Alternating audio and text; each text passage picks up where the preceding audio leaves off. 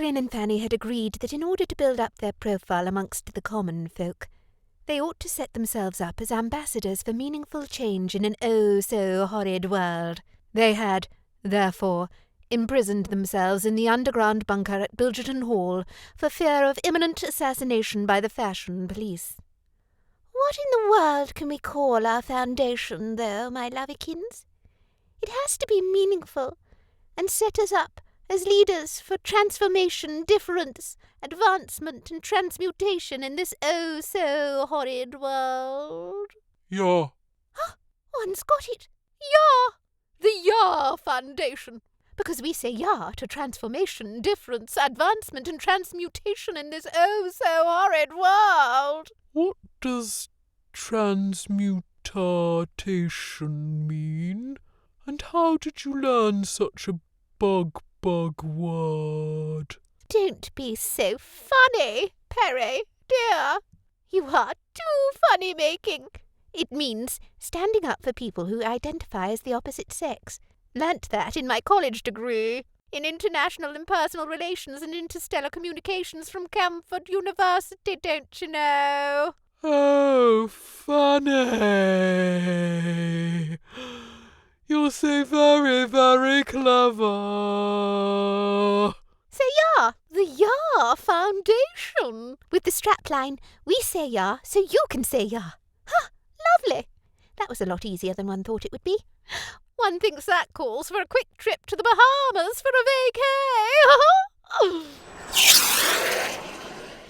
After sunning themselves for several hours on the sun-blessed beaches of the Bahamas, Peregrine and Fanny jetted back just in time to take up their PR company's suggestion of visiting the local food bank. Hello. Hi. How are you? Bit fucking shit, actually. Isn't it just horrid when the stables aren't mucked out? What? One can't tell you how many times I've stood on quite a big whoopsie when one was just about to take one's morning ride. Rather. One had the most awful caca on me George Cleverley's just yesterday. One's hunt pack had somehow cut loose and were tearing round the inner hall. Shocking. What an awful bit of bad luck. Have you ever had a bit of bad luck, little young Marlade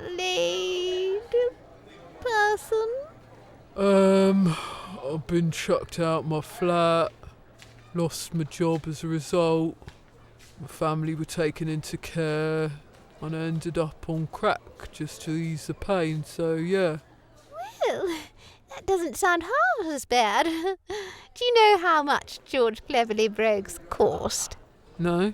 Can I just have some of that sliced bread, please? Fanny had quite forgotten what she was doing at the food bank. She had first thought that it was a shop that had a bank attached to it. She'd rather liked the idea and wondered why no one had thought of it before. You could cut out some of the middleman costs of raking in the cash from the lower classes. Then she had realised that it was a place for the lower classes to receive free food, and had been rather shocked until it was explained to her that they didn't have any bread. I just want that bread. Oh, of course. But wouldn't you rather have some cake? Oh yeah, I'm quite partial to a bit of chocolate biscuit cake myself. Nanny used to make it for us whenever we were home for the holidays.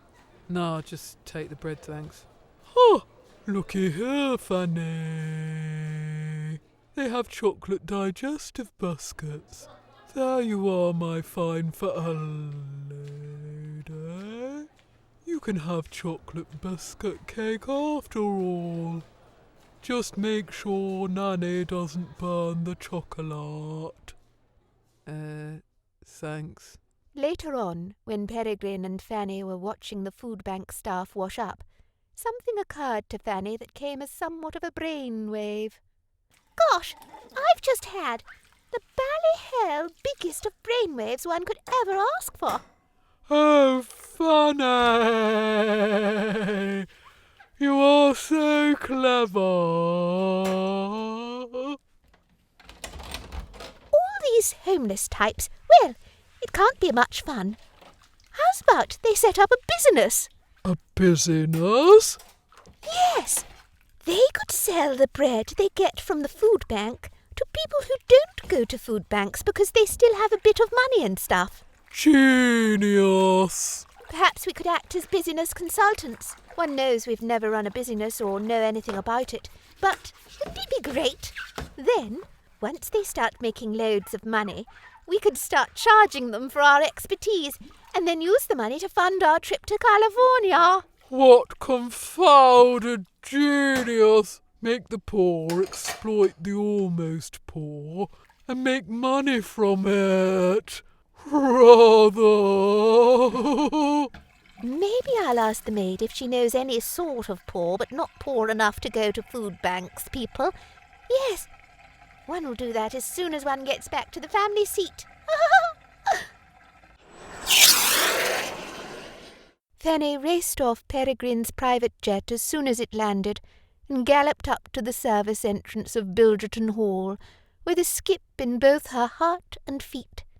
She ditched her horse by the walled kitchen garden and threw open the servant's door with vigour.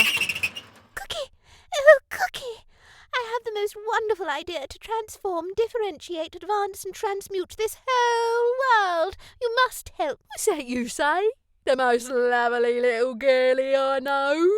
One wants to save the world, Cookie. One has come up with the most phantasmagorical busyness idea that will not only help the poor with their bread paradox, but also feed those who need bread who can afford it, and make us enough money to go to Callyfornya all in one fell swoop. Well, my mince pies, ain't you the most wonderful gale I've ever known? But how's I going to help thee on the floor? One doesn't know what you just said, but one wants to go and find as many almost poor people you can and bring them to the food bank next Thursday. Got it? Course I have. I ain't no fool, but there better be some bees and honey in it for me. Cool blimey, governor. Let's go sweep some chimneys and eat some eel pie. I feel like stewing the lamb before I do.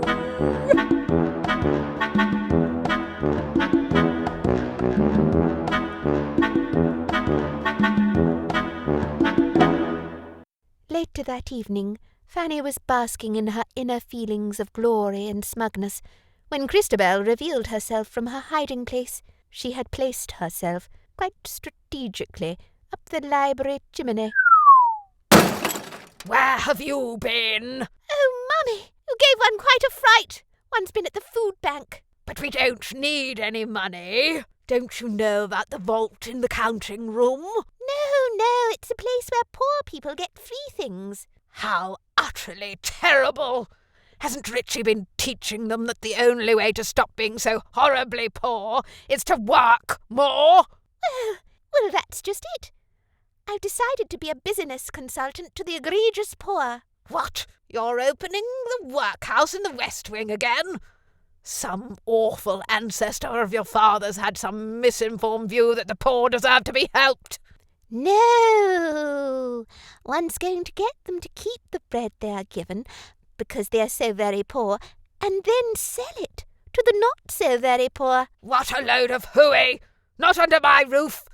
One'll set the dogs on them. It doesn't have to be here. We can do it at the food bank, and dear old Cookie is going to help me.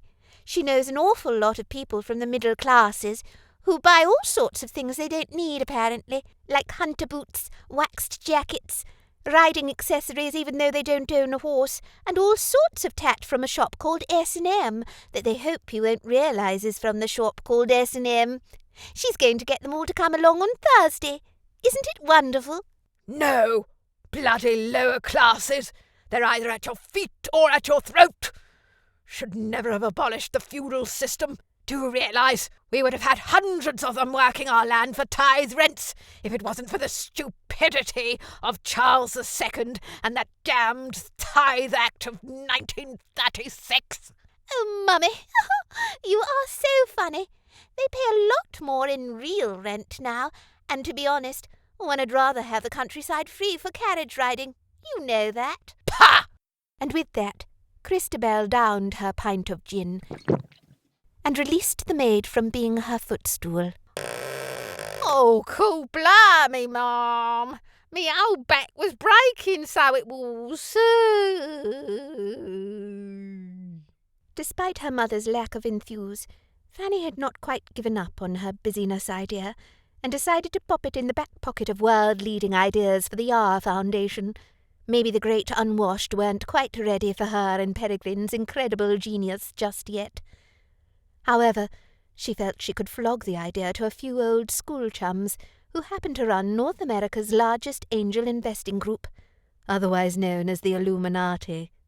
Just watch this space, dear listener, or so to speak, because I know this is on the wireless and all that.